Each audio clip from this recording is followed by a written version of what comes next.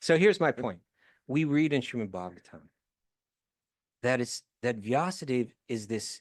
Now, okay, let's turn on the more positive. Here's the kind of thing that the postmodern mind maybe can appreciate more. Here's the sage, right? Vyasadeva, the composer of the Vedic literature. He's living up in the mountains, right? He's a poet. He's a poet. He's an intellectual, but like he lives in a cave. He lives in a cave. He's simple living. He's bathing in that pure river and breathing that pure air. And he's got dreadlocks. He's got dreadlocks. So he's got to be good, right? And he's meditating with compassion for the people of the future, us, right? It's his compassionate nature that impels him to go into a deep state of meditation, download the Vedic knowledge into his own mind, edit it, categorize it, present it. It was the entire thing is a manifestation of compassion. It's his, I need to work hard and go deep within in order to help the people of the future, because I don't want them to suffer. I want them to be happy. I want them to feel the deepest bliss and find the deepest meaning in life. I need to work hard to bring that out. So here's the thing. Whenever we find something coming out of the Vedic literature, whether it's the Vedas, the Mahabharata, the Upanishads, all the Puranas, the Bhagavad Gita, Srimad Bhagavatam, Vedanta Sutra, anything here's my conviction, right?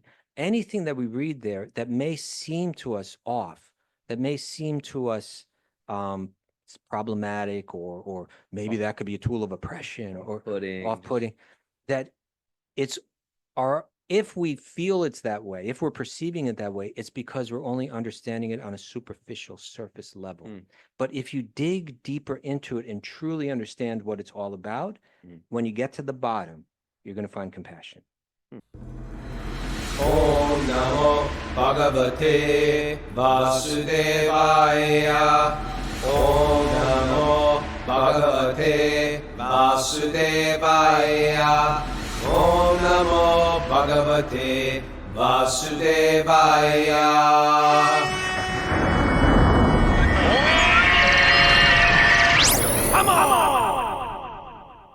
Live from the beautiful Govardhan Eco Village in Maharashtra, India, this is Wisdom of the Sages, a daily spiritual podcast with your host Raghunath and co-host and senior educator at the Bhakti Center in New York, Kaustubha. Welcome to the show. We're here with all of our OG peeps. We got Miss Mara here on my side. We got Linda, our manager, and we got Jiva G, who just flew in here from Munich. We're all here. It's Q&A day. I would say sleep in Saturday, but we didn't allow you to sleep in. We started the show at 6. It's wake up early Saturday, and we have a very pathetic amount of people on Zoom today. But we appreciate it, and we get it, and that's cool. What is it? Kaustubha, you trying to control me? Yeah, you're like this. Yeah, I can't see. I'm a blind old bat. You don't need to see there. Well, I like to see myself. Okay. I like to be close to this microphone. I've just noticed something that it says for me, it says with your host Raghunath and co-host and senior educator at the Bhakti Center, New York. It's like you get a whole description of who you are. All right, well, call yourself whatever you want. Okay, well, I've got a bio too. It does call himself. You do. Did you hear that, people? Mara says he does call himself whatever he wants. Anyway, everyone's got a bio. Okay. Well, it's Q&A day. That's what you are. I'm your host, and you're the co-host, and you're the senior educator at the Bhakti Center, New York. Yeah. When I say I'm the host, and I got 5 kids, and part-time botanist. You can say that if you want. But how come the location is wherever you're at, and not where I'm at?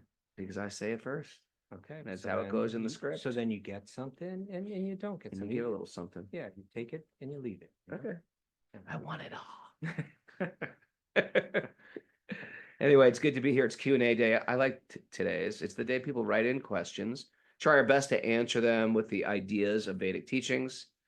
People can mail them in to us at wisdomofthesages108@gmail.com. Miss Mara goes through them. Or you can go right to our community-supported website, wisdomofthesages.com.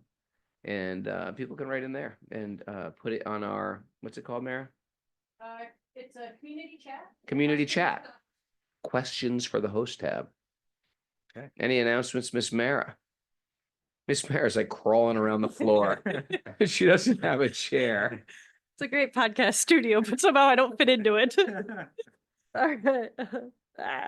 Oh, I lost my phone. Okay. Mary's seems to be I'm a lost mess. today. All right. Kaustubha Ji is dropping new classes daily on Sage Community Platform. He's good.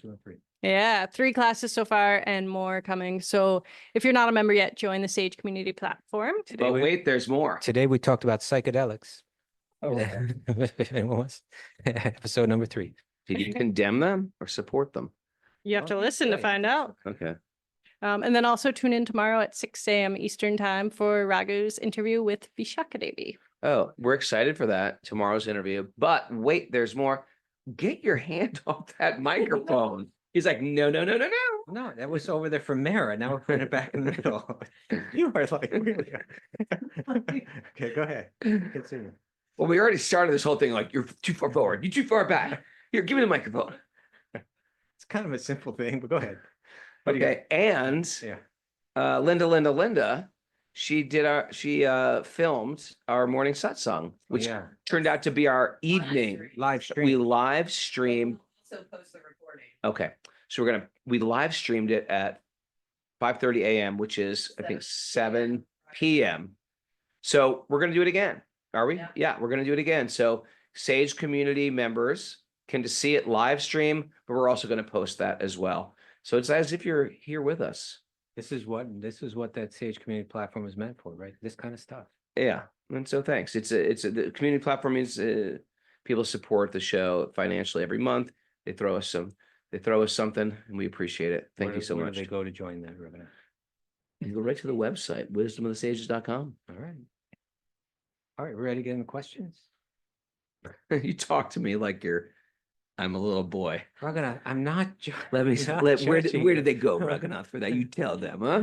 You're a good boy. Why does he see it that way? Why? Does it sound like That's a that? natural. It didn't? Okay, if Jiva says no, because Jiva's always looking for trouble. That's a Okay. natural kind of radio banter, Raghunath. That's how you cue someone up. I'm setting you up. Okay.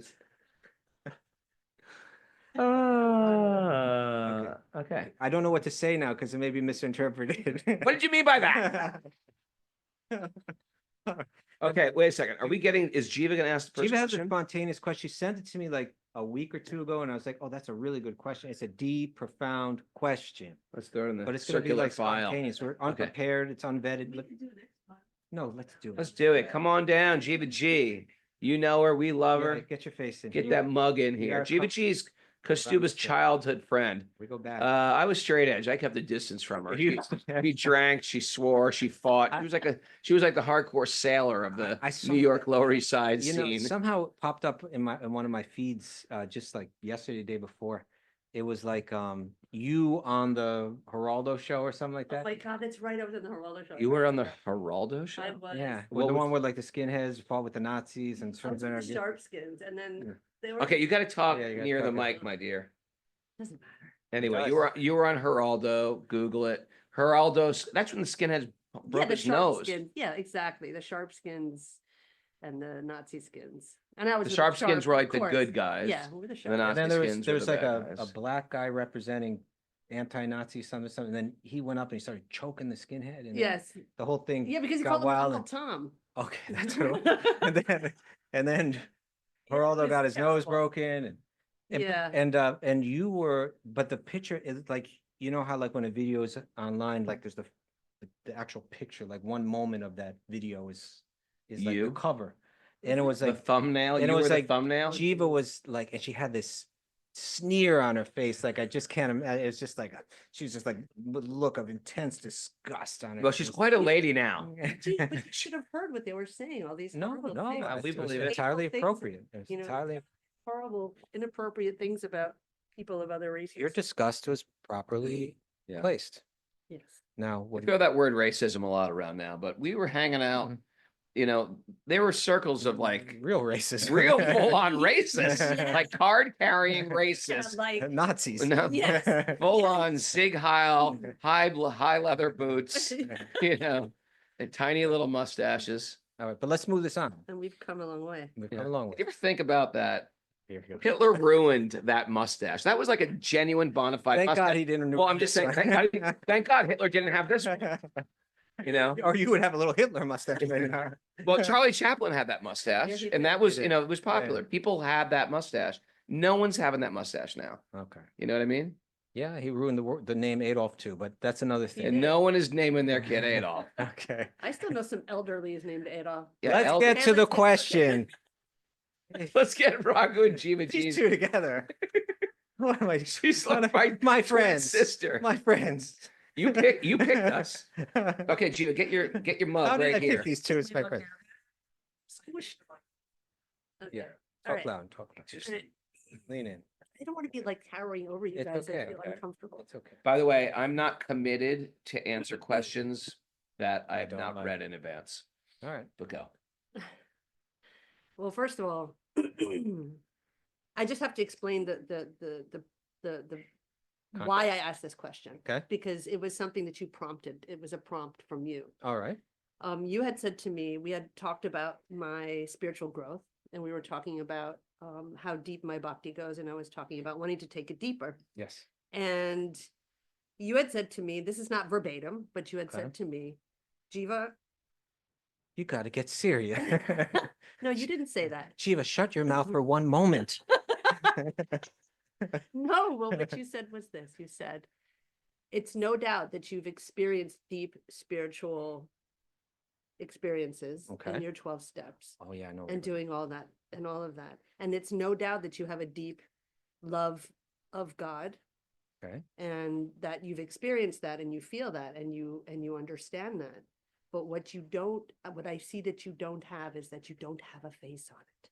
And it's not Okay. a little blue boy. Right. That's what you said to me. And that's not verbatim, but that's basically what I got remember from that. I Yes. remember that. Yeah, you haven't fallen in love with Krishna. Exactly. Yeah. And Hmm. I deeply, deeply reflected on that. That just like Okay. left. That was just like, ooh. Oh. You know, it's like Mm. it's always like for me, it's Mm. like, yeah, you know, it's difficult.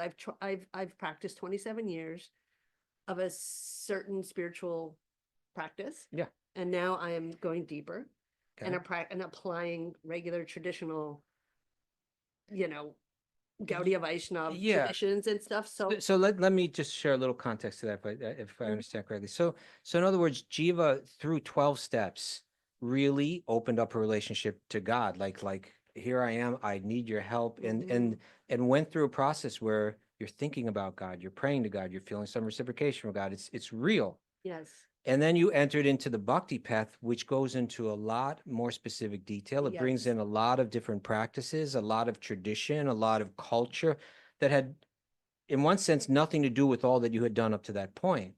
And you have to kind of begin to renegotiate your relationship with all of this stuff. Yes. And that face on God who is just like a powerful presence, now becomes that person. Exactly. And Okay. my question to you is this. Yes. So having all of this sort of inherent knowledge, which I believe we all have, and uncovering that inherent knowledge of God, Yes. I asked you your experience. How did that seed grow for you? And how did you get that vastness, that giganticness into that one little blue Oh, boy? okay. And that was the Hmm. question. So, because it's so gigantic, it's almost limiting, but I see its purpose for doing it, and I get it. Yes. It's actually not limiting, but we'll get there. But Exactly. but I This is- understand how it can seem that way. Hmm. yeah, I don't think that it's limiting either, but I think it can be. Yes, And if I'm not 100% open, that's right. and this is where I feel I and many others probably Yeah. have our doubts. It's not that, you know, I'm not saying I don't doubt that Krishna is God. This is such a but- good question. Yeah. Well, All right, now get That's out the of question. here. Yeah. No, really. Just Yeah, kidding. Adam. Just kidding. The purple really comes off good. This does it? combo. Yeah. All right, you want to start with that, Raghunath? No, I want you to. It sounds like you've been Oh, thinking about I it. haven't been thinking about it, but now that she's brought it back up. Well, I you am. thought about it. The fact that you even Thought about it at some point. thought about it too. Well, you brought her, you questioned her. Okay. And that was a very good question. And it made her think deeply. Yeah. And now what's your reflection on her Okay. acceptance of that but honestly, I think we could talk this entire show about this question. We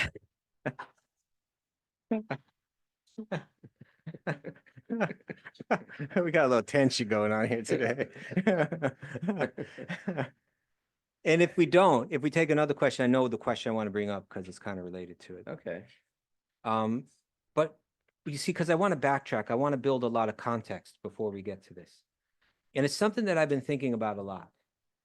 And that is that a lot of people from India, accepting Krishna is the easiest thing. It's like for a Western person accepting Santa Claus or something like that. And, the sense of like everybody loves Santa. Like it's just like the heart is automatically open. The heart is open to Krishna. Everybody loves Krishna. Yeah, it's like, unbelievable. Yeah. Hey, Krishna. Yeah, it's just like somehow, like they all go to the Madan Mohan temple here. And a Right. Western person looks in that temple and says, what is going on here? There's this big figure and A big doll-like Yeah, figure yeah. and a big cone-like temple. and a couple It's so small women next to him. and a and- couple. Yeah, why what is he bigger and they're small? It's just like, and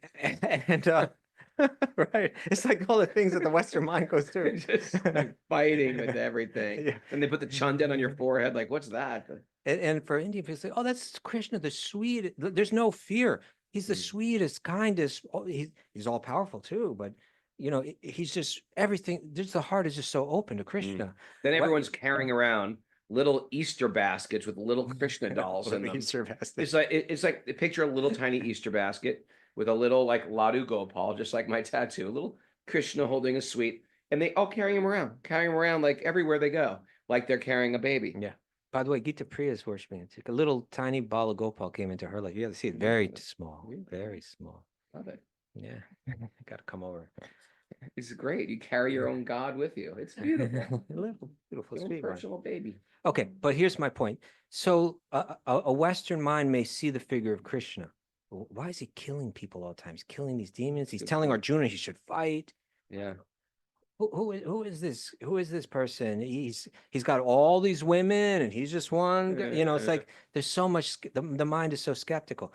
Now that's one way the Western mind can be skeptical and have a difficult time entering into the Bhakti tradition. There are other ways, because within Vedic culture, within the culture of the Vedic literature, comes things like, just like, for instance, the practice of deity worship. What is this primitive idea that God is in this carved Totem. figure? Right. I've heard all this for my whole life. I've been hearing about how that's like a totally off practice from Graven Christianity, from Islam, images. from Judaism. Yeah, graven images. And anyway, does it really make sense that, isn't God everywhere? And why are they doing this? Or things like Varnashram. Why do you divide society into different segments, and then you create this hierarchy? And... You're making me lose faith. I'm like, all right, you're right. You got a good point there. I'm out of here. Okay. So here's my point. We read in Srimad Bhagavatam that Vyasadeva is this. Now, okay, let's turn on the more positive. Here's the kind of thing that the postmodern mind maybe can appreciate more. Here's the sage, right? Vyasadeva, the composer of the Vedic literature. He's living up in the mountains, right? He's a poet. He's a poet. He's an intellectual, but like He lives in a cave. He lives in a cave. He's simple living. He's bathing in that pure river and breathing that pure air. And he's got dreadlocks. He's got dreadlocks. So he's got to be good, right? and he's meditating with compassion for the people of the future, us. Right? It's his compassionate nature that impels him to go into a deep state of meditation, download the Vedic knowledge into his own mind, edit it, categorize it, present it. The entire thing is a manifestation of compassion. It's I need to work hard and go deep within in order to help the people of the future, because I don't want them to suffer. I want them to be happy. I want them to feel the deepest bliss and find the deepest meaning in life. I need to work hard to bring that out. So here's the thing. Whenever we find something coming out of the Vedic literature, whether it's the Vedas, the Mahabharata, the Upanishads, all the Puranas, the Bhagavad Gita, Srimad Bhagavatam, Vedanta Sutra, anything here's my conviction, right? Anything that we read there that may seem to us off, that may seem to us it's problematic, or maybe that could be a tool of oppression or off-putting, that it's if we feel it's that way, if we're perceiving it that way, it's because we're only understanding it on a superficial surface level. But if you dig deeper into it and truly understand what it's all about, when you get to the bottom, you're going to find compassion. Okay, that's the point. I think this is important for anyone that's trying to explain yoga, Bhakti-yoga, Vedanta to an audience that's new. Is if we're trying to explain it well, we need to explain it from that platform of compassion, from where it originates. And in any topic, we have to dig down until we find that. Okay, so let's do that. Very well put. Thank you. I'm back in your church. Okay. I'm back in. I was gone there for a while. I was like, you can leave donations at Wisdom of the Sages 108@gmail.com. So here's this figure of Krishna, and we do see why in the Bhagavad Gita is he telling Arjuna to fight. Now, if we actually dig that deeper down, we're going to see Mother Earth, right, was tortured by cruel leaders. They're probably white men, right? Right. So they're probably not, actually. They're probably Indian men. but so the entire battle was fought out of for the purpose of compassion. And just like someone may have to tell a police officer, hey, you got to go stop that person, do whatever it takes, out of a mood of compassion for a victim.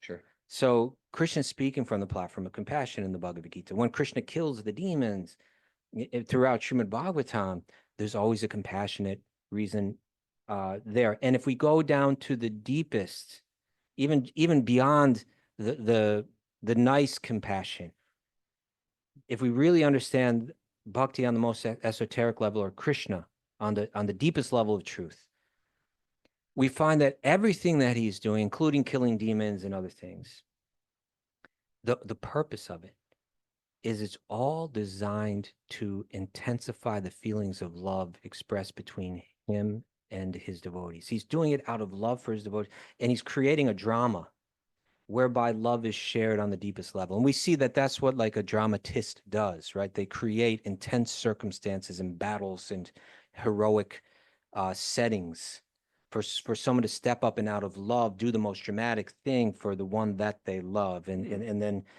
that's what happens in drama, is that the love reaches a peak, it becomes intensified. So everything, we can only understand Krishna if we understand him through the descriptions of those that understand him. And so that's what we get from our acharyas, from the great teachers in the Bhakti tradition. If we're going to understand this, we need to understand it through them. And we've understood it through the teachers that represent them. So in our lineage, those that are most known for doing that to perfection are the Goswamis of Vrindavan, right? The 6 Goswamis of Vrindavan. Nana Shastra Vicharda Naika Nipanao.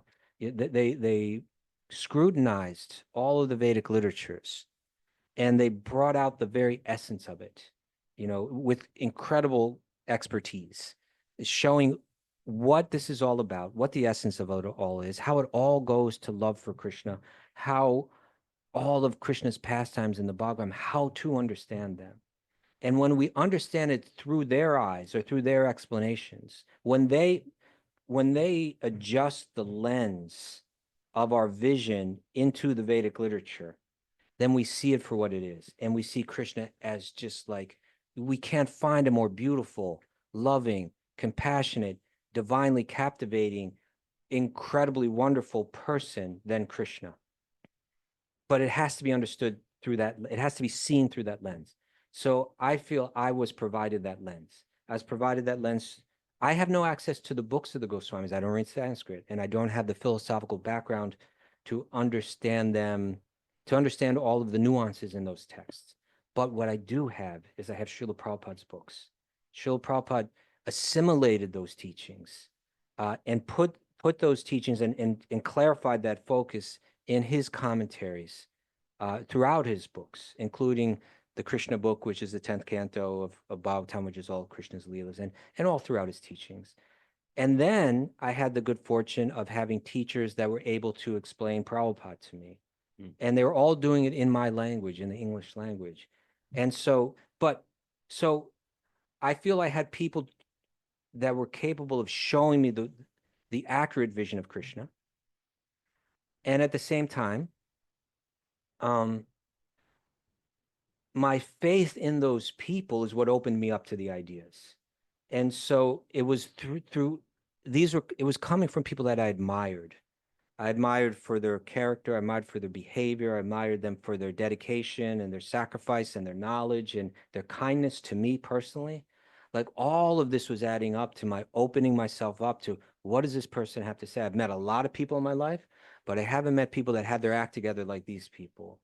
Let me hear what they have to say. And then they open my eyes up to Prabhupada's teachings and which opens my eyes up to the Goswami's teachings, which opens my eyes up to who Krishna actually is. So yeah. Foundation of trust and faith. There has to be a foundation of trust and faith. And that faith grows as if one can have some trust, then that faith can grow and grow and grow and grow. And then it has to be a good teacher to deliver in. And then it's through that lens that I can understand that God, the all-powerful God, existing within the form of this blue boy is not at all a limitation. It's actually if any, it's not, the language here gets a little tricky, but without that, it's limited. It's only when there is a personal aspect wherein love can be fully invested that the conception of God is complete. Without that, the conception of God is incomplete. That only if you understand what true love is, and then you can't see it if you're not pure. Is that true? Or is Well, that not true? we have, No one can hear her. Oh, I'm yeah. sorry. Can't ask questions sitting back there. That's all right. Do we want to repeat I'm not you. Come up and say it you come again. and say it again, because yeah, you back here. No, just get over here. Just put your mug here. Step over Kaustubha. Go ahead, lean on it. So in order to, what You would see you? like a mouth coming down. like snout. That's good. That's good. Okay. All right, talking So- to the mic. Talking to the mic. Get your So- head in the picture. Oh my God. That's good. Okay. So actually, now I don't even remember the question. So Yeah. no, the question is this. So basically, if we are giving our love and our faith, if we really trust somebody, if we're able to do that, first of all, you have to come to a place where you can trust somebody and have faith in a person. And those are narjas that need to be cleansed in order to approach a spiritual master in a halfway cleansed way. Do you understand what I mean? The spiritual the guru, their compassion can cross over your lack. They can reach out to someone that's not highly elevated and touch their heart. You don't have to be entirely pure to be touched by the grace of a great soul. But That the can question is, how do you respond to that? Is the question. Okay, how? Well, ideally with gratitude and a determination to be changed by that grace. Like, I want to be changed by that. You know. Right? Yeah, sorry. Okay, Okay. this will be another conversation. Like you Okay. said, this could be hours. Yeah, Raghunath, get add it. something to this. I've got nothing to add except that I can understand how Jiva, she came from a 12-step background. She shares her story on the Bhakti recovery, how she was an addict and life was out of control. Life was filled with chaos. Life was all over the place. You've tried everything to manage your addiction, and you realize your addiction is almost like a ghost or a witch living inside you, where it's as if you're doing things that you know are bad, as if you're forced to be doing them.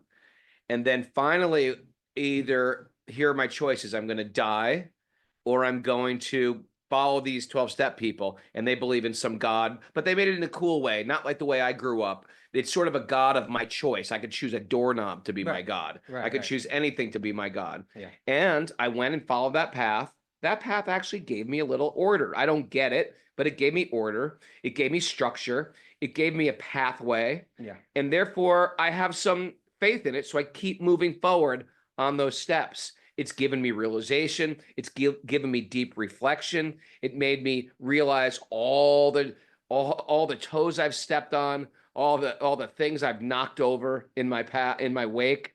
It made me sort of have to go back and ask for some forgiveness for people. It made me had to repeatedly take my own moral inventory of where my head and heart's at. And at the same time, zip it over there, please. Zip it. I'm on a roll here. So as she's going down this path, she's appreciating it more and more and more and more and more. And she's feeling, God, when I was an addict, I never felt this way. And when I was a non-spiritualist, just using, but maybe not an addict, I never felt this way. But I actually have some deep spiritual insight, realization. I find that people are coming to me for insight, and I've just walked down this path a little bit more. It's not my stuff. I'm just reaching out and trusting, and I feel some type of reciprocation. And although that's like incredible, almost like she's opened up like a mystical world, walked through a mirror or something like that. And then all of a sudden she meets these other guys that also have a parallel world, but they're giving this thing that, you know, in our tradition, we don't give it any name. It's a name of your choice. But now you're saying, no, it's actually a particular being. No, he doesn't play the trumpet. He plays the flute. You know, no, he doesn't have a pigeon feather in his hat. He's a peacock feather in his hat. No, he doesn't stand, you know, he doesn't stand in a horse stance. He stands in tribunga, you know, with his ankle over his shin. Horse stance? You know, it's like a karate horse stance. Come on. Yeah. So there's a specific way Krishna acts, what he does, what he looks like, his eyebrows, his smile, his gait, you know. Right. And so it could seem very, very confining. It's like, wait a second, you've taken something that's given me a lot of freedom. I appreciate you guys a lot. You seem to have some depth, but at the same time, I could see also a hesitancy. Maybe it's not with her, maybe it is, but it's like you're adding these rituals I never had.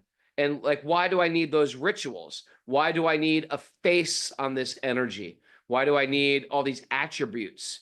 You know, it also melds well with almost like a impersonalistic form, like a faceless form. What I was going to say, but it kind of fits with that, is it's like an arranged marriage. It's like, we've got the guy picked out, right? You may be thinking, I want a husband, but now you're going to choose the one for me. Yeah. He's got a. So I'm open to God, like I'm open to having a God, but you're going to tell me it's him, and we're saying, well, yeah, we'll arrange, but trust us on this. But you got to get to know him. You gotta get to know him. To know him, just love. To know him is to love him. There you go. And there's many forms. All right. Unlimited. There's actually unlimited forms. And there's many, and some are forms of animals. Some are forms of lions, lions. It manifests in many ways. Yeah. And there's forms that we don't even, there's forms that we talk about, but there's forms we've never seen. Yeah. It's very interesting, huh? Think about all the forms. The rabbit avatar. Okay, slow down. Avatar. Okay. You can take them. It's unlimited. You don't think there's a rabbit avatar out there? Okay. But I'll say this as well. The deeper that we go into this understanding of who Krishna is and what Krishna's Leela is, the more that your faith will get stronger when you see the esoteric beauty of it. Because in one sense, you're saying, like, I just wanted a God that helped me, picked me up when I was down, gave me some happiness in life. Can't we just leave it there without me having to invest more and open up to more? But you only feel that way when you haven't realized what loving Krishna can actually be. And in other words, when you read, what is the experience of Krishna's friends? What exactly do they experience when they're running in the forest with him, with all the cow? What is the cow experiencing? Right? What is that cow experience? The deepest bliss that you've ever had in your life does not even the best you've ever felt in your life. It's better than just having order, discipline, peace, general happiness. And some freedom from chaos. It's better than that. Sweetest loving moment that you've ever had, multiplied unlimitedly. That's what that cow is feeling when Krishna comes running towards him in the morning. Yeah. So what to speak of Krishna's friends? What do the elderly gopis who love you were holding a little baby today, right? Vanessa's baby, and you're feeling some kind of right. But if you were holding Krishna, the way that your heart would be melting, and he would be reciprocating with you in ways that you can't imagine. What it means to be a gopi, and hear Krishna's flute enter your ear, and for your heart and your mind to become so captivated that your body can barely even contain the bliss that you're feeling, and then you're running through the forest with your heart pounding, and then you see the most beautiful form. It's like this is what these Goswamis are describing. And this is what Vyasa put into the literature. So that's all out there, but to get there, you're gonna have to open up your mind to who is this Krishna? Let me learn about this boy. So Satyanandana Swami's retreat helped me this week. okay, very good. Very good. No one can hear anything. Once again, she's talking without a microphone. Okay. Yeah. All right. So why don't we move on to question number 2? Question number 2. That was but- good question. Thank you for that spontaneous, very cool, interesting question. But I think we can jump ahead from the one that we had planned to take on as number 1 and take on this one right here. You want to read it? This is from Brajabhumi, It was a sage group leader, Sage Group leader. great soul. He says, "Thank you all for what you do. Truly amazing and life-changing for so many ways, and changing for so many. So grateful to you all for the opportunity to be engaged as a Sage Group leader. Here's a question from a Sage Group member. Okay. During an episode where you interviewed Dr. Edwin Bryant, he mentioned that he did not like the language, the supreme personality of God. Head. Yeah. And that we should give that up. He mentioned the fantastic variety, whether it be Shiva or Devi. It could all be the supreme personality for a particular person. Okay. That was confusing, as we know Vishnu, Krishna to be Ishvara, Parama, Krishna, and the cause of all causes, and Krishna in particular having 64 qualities, and chanting the names of Krishna as having more potency than chanting Vishnu or Ram. All these ideas are expressed in our text. Literature. Yeah. How do we understand Krishna as the supreme, but also understand the fantastic variety Dr. Bryant had mentioned? Thank you all. Yeah. You want to start with that? Well, there's different ways to answer this. In the very broadest way, which people in our tradition would be like, what? Like he's like he's saying right now, he's sort of saying, what?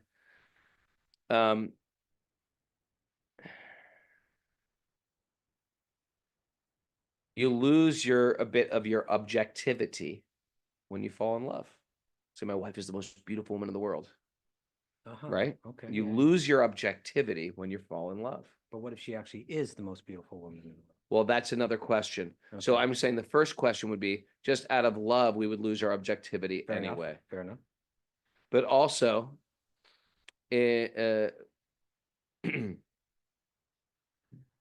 we have to also go by what Krishna actually says. Krishna speaks in the Bhagavad Gita. Every good Hindu accepts the Bhagavad Gita. Sure. And Krishna repeatedly says, I'm the source of all spiritual and material worlds. There's so many statements he gives. I am the supreme, This and that. this and that, uvacha. Everything emanates from me. The wise should know this. Yeah, Render yeah. service devotion. Right. As they surrender to me, I reward accordingly. It's me, I, again and again and again. So yeah, so when you look at any type of business, there are a lot of, in a very big business, there are a lot of big leaders, and they all have teams of people that work for them. Then those leaders in the business can hire, fire, give bonuses, etc. It doesn't necessarily make them the CFO. Sure. So we're not taking away the power of those persons, but I think it's a little bit. Here's the deal: I have so much faith in the things that came out of Prabhupada's mouth, and sometimes you and I will even say, "Well, I would word it now differently." Sure. Prabhupada spoke from a Christian point of view, and he himself said, "Listen, I might not particularly use all the right words because I'm coming from another country, but," and sometimes we'll add some things. But I think Supreme Personality of Godhead, that is a brilliant statement. That is a brilliant way to call God. There's my guru, Tamal Krishna Goswami, Yeah.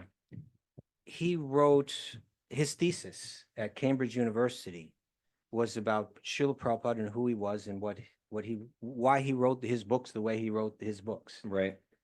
And he wrote a whole chapter just on this, Prabhupada's use of the phrase, the Supreme Personality of Godhead. He called it Srila Prabhupada's Mahavakya.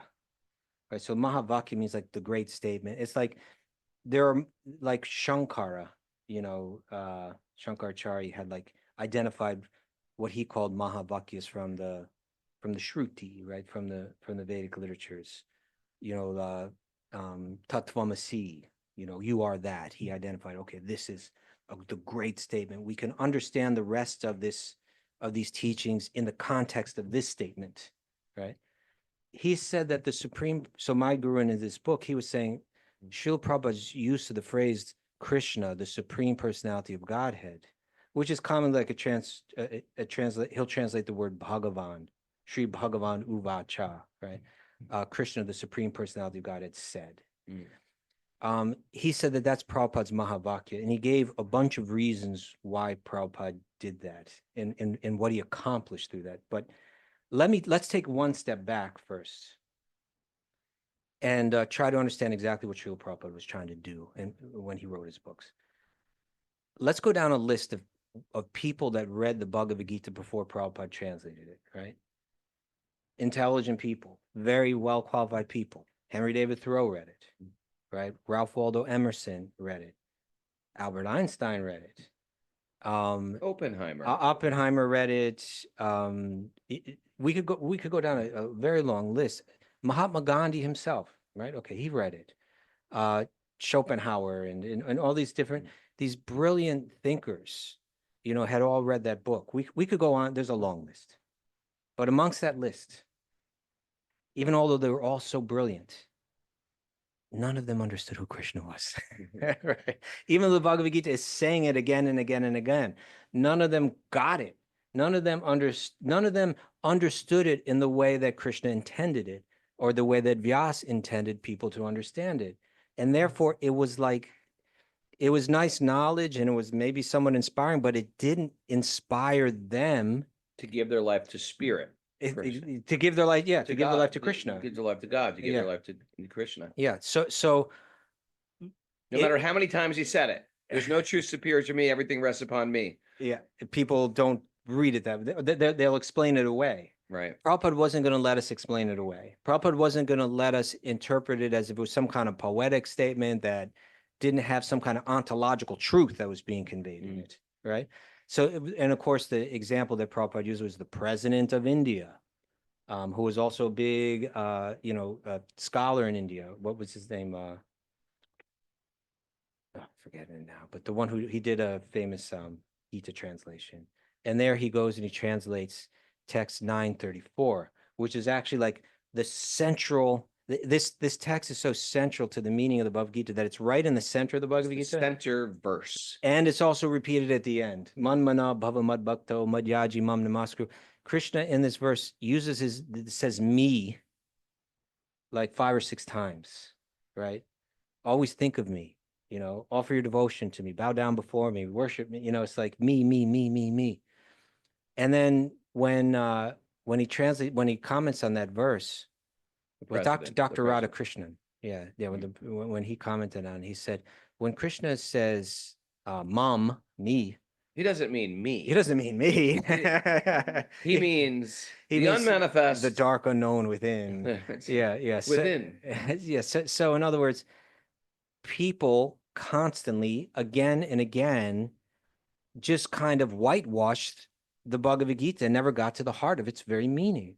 Srila Prabhupada very intentionally translated as the Supreme Personality of God. If that ruffles a few feathers, maybe it ruffles a few feathers, but Prabhupada was trying to change the world and open up people's eyes to who Krishna is.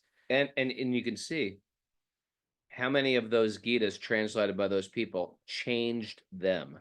Like Yeah. Prabhupada's Gita changed because he kept it as it is. Yes. Changed the trajectory of our entire life, our choices, our ideas of recreation, the food we eat, Right. the places we go, the people we Right. associate with.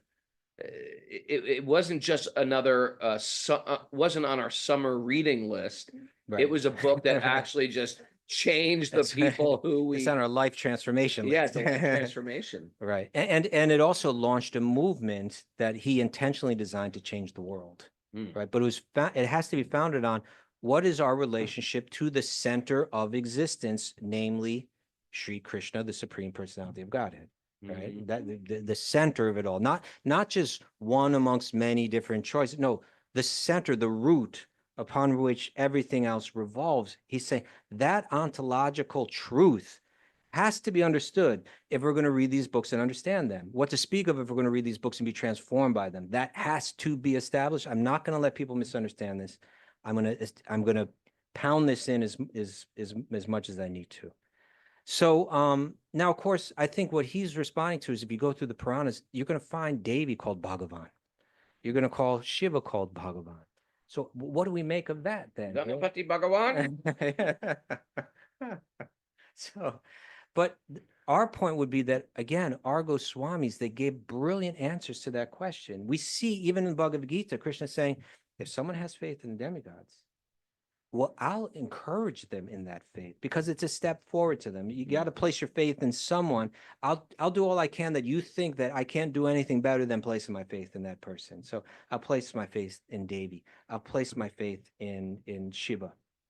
But ultimately, Vyasadeva, who wrote all these texts and who wrote them in that way, reaching out to people on whatever level of understanding or attachment they were on, encouraging people to place faith in other devas, he felt dissatisfied that his literature was not clear enough, like as Prabhupada's was, right? My literature is not clear enough. People aren't understanding who is the source of all existence, where it all comes from, and therefore he wrote Srimad Bhagavatam, which begins with the invocation Om Namo Bhagavate Vasudevaya. I offer my obeisances unto Krishna, the son of Vasudeva. And then it just goes on and on and on and on and on about establishing Sri Krishna as Krishnastu Bhagavan Svayam, that all incarnations, all the devas, everyone is stemming from Krishna, the Supreme Personality of Godhead. So Prabhupada wanted us to get that.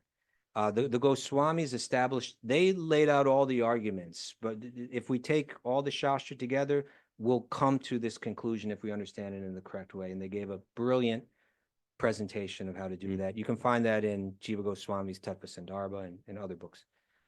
But I thought maybe I got a summary of the different some of the different reasons why Prabhupada uses this Mahavakya according to Srila Tamal Krishna Goswami's thesis. So I thought maybe I could read that briefly. You ready? Sure. Okay. So using this term, Krishna, the Supreme Personality of Godhead, one, it clarifies Krishna's supremacy.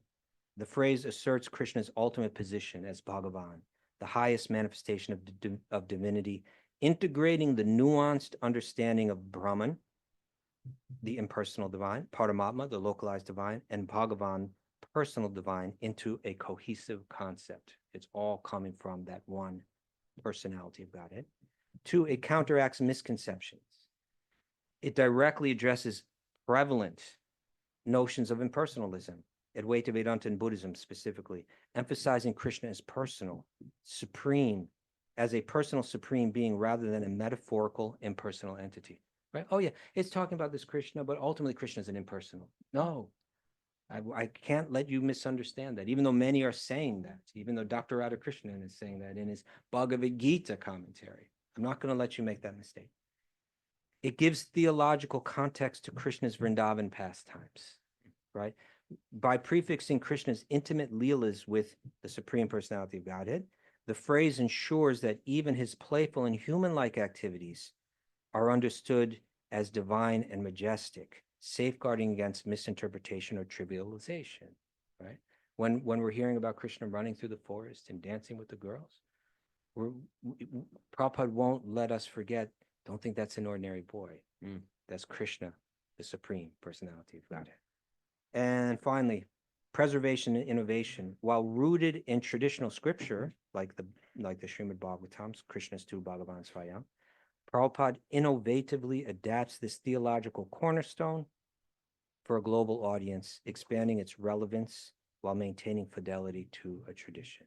So it was a very intentional thing. I can understand that someone in Dr. Edwin Bryant's world that he's probably seen people use it in ways that were insensitive to the company that they were in at the time. Perhaps like that kind of thing, you know? Okay, I'm at a yoga studio and I'm just kind of like not, perhaps, you know, he's witnessed people just kind of, Flippantly. yeah, maybe flippantly, coarsely, kind of, Insensitively. insensitively, kind of, crudely present Krishna in ways that everyone looked at them like saying, this person isn't as thoughtful as the rest of the people in the room. Maybe something like that. And therefore sounding like a fundamentalist. Yeah, maybe he's saying we should tone that down. Shaming the demigod worshippers. Sure. So I would say the art would be to be able to do that and do it in a way where you're showing respect to everyone and so on. But I would see this differently than Dr. Edwin Bryant, who is a friend and it's someone that I appreciate his scholarship and his work. But I wouldn't, and honestly, I didn't hear that interview, so I don't remember. I don't know exactly what he said, but I would never suggest that we should stop using that. I think it was part of a brilliant strategy to help us clearly understand what's presented in Vyasadev's texts. All right. Yeah. Should we stop here? Should we do one more? Don't shame the demigod worshippers. That's a takeaway today. Okay. Shame them, love them. All right. Love them and still cram Krishna down their throat if necessary. What's our time? We got 7 more minutes. But 7 more minutes. Okay, that means you can't answer the should question. we do one more? Yeah. Okay, let's do one. Let's do it. See what we got. Let's see what we got. We could do that one. We could do. Did it. Oh, Okay. Let's do David this. Hankel's. David Hankel. Hey, David Hankel. Via the Sage community platform. Oh. Should we end it here? Maybe. Okay. Is avoiding the consumption of onion and garlic considered a principle or a detail? Okay. Good question. It seems to be often referenced, but I wonder why isn't it included in the initiation vows? I often see here a difference on how devotees view intoxications. Some seem to think caffeine and chocolate are okay, but Prabhupada was pretty clear on this being considered a no-no. I don't think he was that clear. I don't think it was that I don't think he was clear. clear on it at all. I think that's the reason. That's the reason, because he wasn't clear on it. It's later. People came later and they said, oh, no. People were looking for more rules back then. They said, what about this, Prabhupada? No, Prabhupada. Mother Yamuna told me she made, I think it was maybe before this, people understood marshmallows weren't vegan. I think she said she made Prabhupada some more. Okay. Oh, yeah. I think they did s'mores in San Francisco, right on the beach. Yeah. But I remember Mother Yamuna made us a chocolate cake, and I said, we weren't eating chocolate at the time. We were brahmacharis. And he said, those rules were made up much later by the disciples. Prabhupada didn't care about that. Anyway, I do think that it's important to say things like things that throw you off. Maybe if you're eating too much sugar, it's an intoxicant.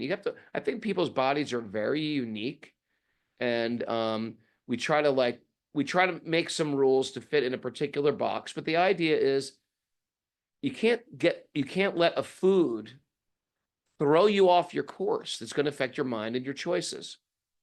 About onions and garlic, in one sense, I'd say, like, this is how I'd answer. In one sense, it's a detail, but the biggest idea behind onions and garlic is Krishna actually is a being, and Krishna has particular flavors that he likes, and he doesn't like those flavors. And it's, strangely enough, it's in a lot of traditions within Buddhism, Jainism, that they also don't eat onions and garlic. They call it Jain when you go into a restaurant in India. Give me the Jain menu. Give me the Jain menu. Or on a plane, you say, I'm a vegan, vegetarian, or Jain meal, which is no onions and garlic. Do I think you're going to hell for eating a scallion? No, I don't think so. But a straight up onion? A straight up onion, you are going to suffer. You're going to suffer down there. I don't think you're going to hell. I think if there's, I think you got bigger problems than a scallion. But that's my opinion. Yeah, well, I remember my guru was fed chocolate by Prabhupada. So you have a hard time convincing him that Prabhupada was 100% against it. But there are statements where Prabhupada does speak against his disciples eating chocolate. So I remember him saying that one's like you can choose. Like, that's up to the individual. Right. But is it a principle? No, it's not a principle. It's like the principle kind of Raghunath spoke to is that we're doing all that we can. It's not a moral question. Let's first say this, right? It's not a moral question. It's a yogic question. The reason why we're following these kind of rules is because the effect that they have on our minds. Sure. And we're trying to achieve some super high level goal with our mind. We're trying to develop Krishna prema through this polluted mind. We want to take every advantage that we can. A determined yogi is going to let go of the things that are not favorable for developing prema. This isn't like Ashtanga yoga. Like, we are incredibly liberal. We have prostitutes who are great devotees. That's true. And if you read the stories, you know what I mean? So what to speak of an onion or a garlic, loving Krishna, never forgetting Krishna, always remembering Krishna. And there's certain things we do to assist that. Yeah, that's right. That if something's going to make it a little bit harder, then we're inclined to drop it. Yeah. And if someone has trouble dropping it, and if it's not causing that much problem, then maybe it's not the biggest deal that they drop it right now. So something like, eating a little chocolate is not going to send someone for a. What if they start to eat a lot of chocolate? So yeah, Cacao nibs. What? What did Prabhupada say about cacao Oh, nibs? cacao nibs, yeah. So anyway, it's let's just try to understand it in the context, and not be too judgmental. If you want to drop it, drop it. If it's going to help you, all the better. If it's going to help your mind be a little bit more peaceful, a little bit more sattvic, go for it. Yeah. And otherwise, it's not like it's how many lives have been destroyed by like Hershey's or it's like whereas alcohol or other intoxicants, clearly that happens regularly. I think people have to two different categories. screw on their common sense hats with a lot of these things too. Yeah. Yeah. Sometimes we give up common sense when we approach these topics. Yeah. Sometimes we have to kind of open up faith big time, but we want to try to keep that common sense too. All right. We did it. Now where's the chocolate? Where's that chocolate cheese? Aren't they selling chocolate cheesecake here? They are. Okay. You know what side of the fence the Over on Eco Village stays on. Thanks everybody for joining us. I know it's early on a Saturday, but y'all got up. Can I see some faces there, Miss Mara? Give me the gallery view, please. Thanks for joining us. Thanks for Jiva G. Look at her little face there in the on the lens. Thanks for Linda. Gita Priya joined us. Woo! We got a crew.